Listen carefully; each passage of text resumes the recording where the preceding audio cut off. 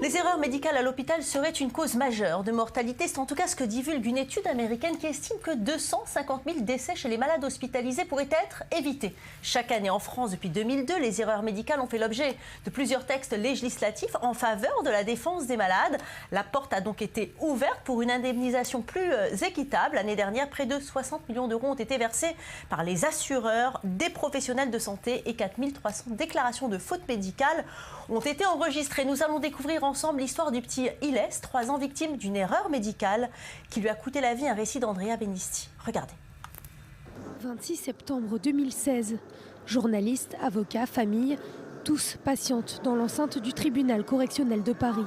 Ce qu'ils attendent, c'est un verdict, celui du procès impliquant une infirmière, sa supérieure et un pharmacien. Les faits remontent au réveillon de Noël 2008.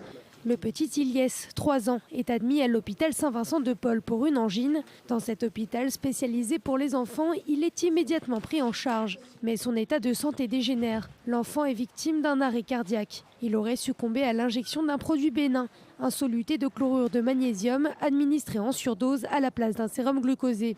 L'hôpital a tout de suite reconnu sa responsabilité dans l'affaire, mais met en lumière le manque de contrôle sur la circulation des médicaments. À l'époque des faits, il n'y avait aucun arrêté spécifique sur le circuit du médicament.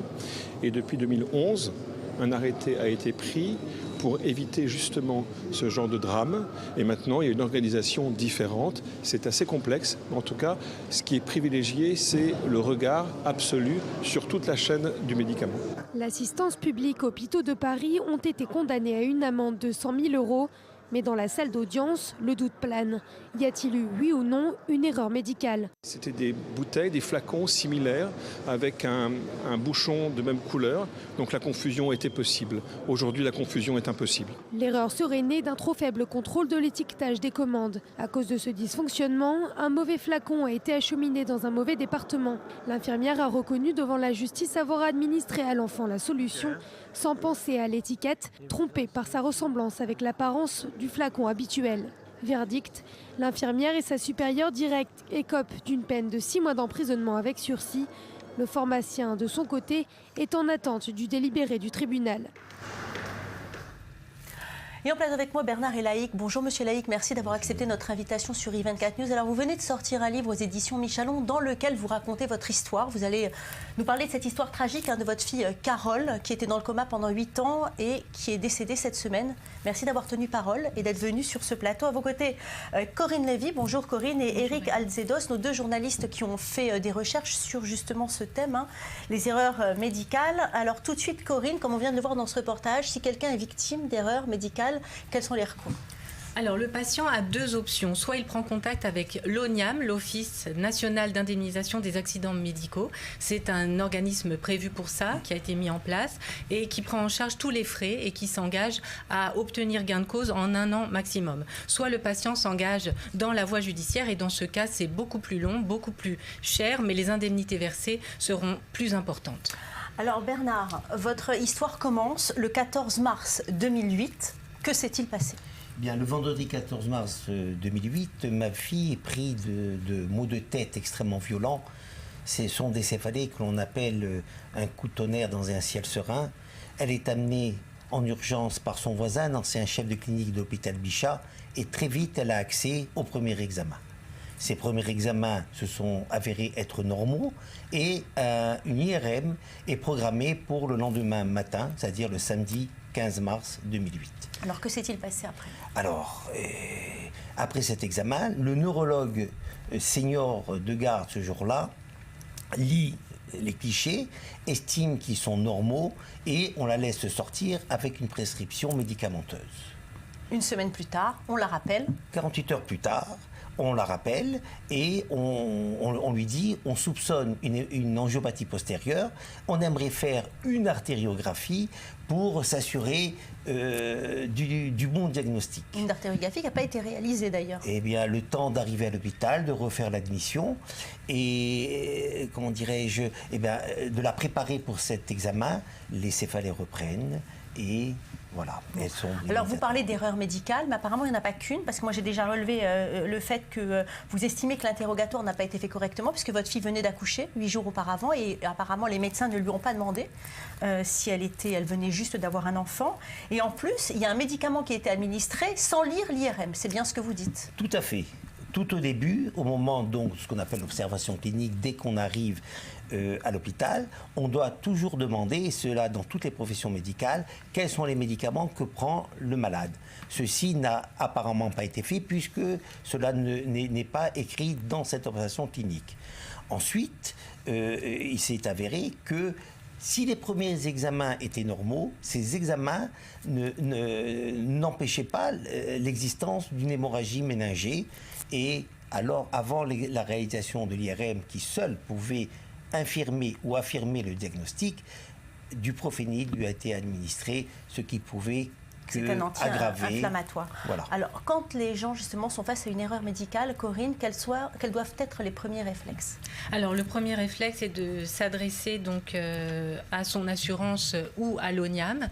En France, malheureusement, l'erreur médicale est banale. On parle de 300 000 à 500 000 événements. Ça veut dire des gens qui, après une intervention, restent 3 jours de plus hospitalisés.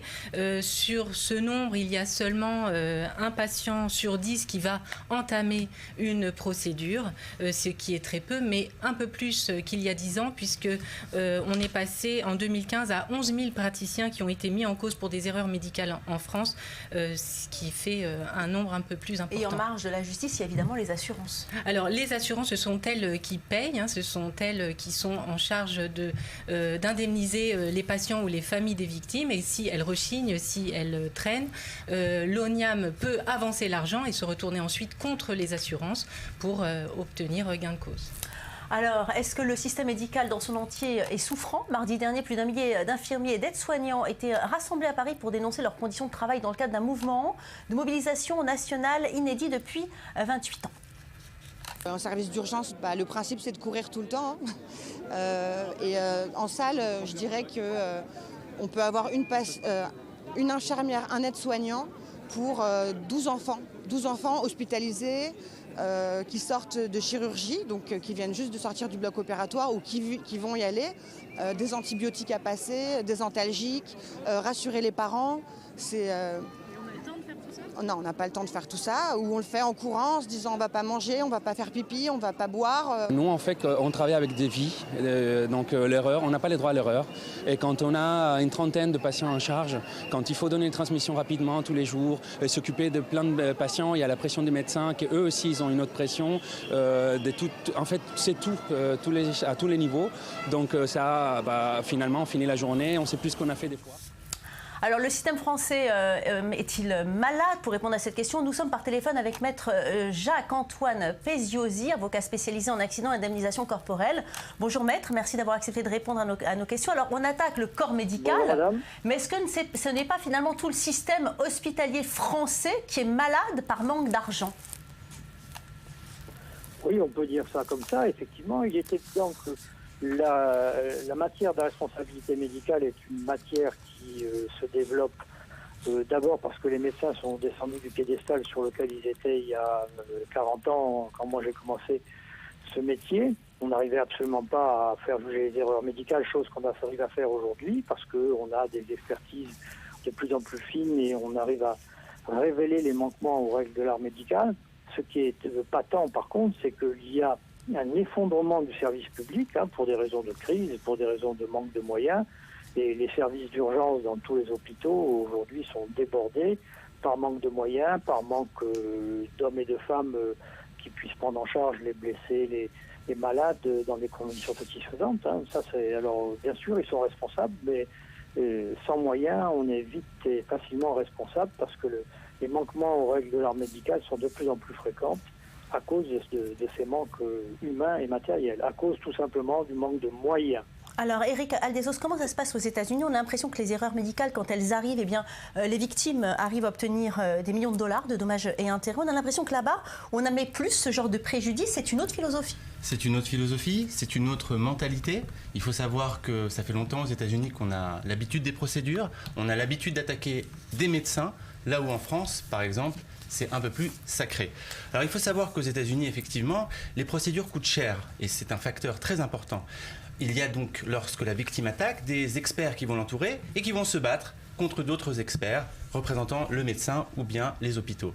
Alors ils vont s'étriper, s'écharper, il va y avoir un jury qui va se constituer, toutes ces procédures coûtent cher et l'avantage pour la victime, si je puis m'exprimer ainsi, c'est qu'elle va pouvoir choisir les meilleurs avocats car elle ne va pas devoir payer.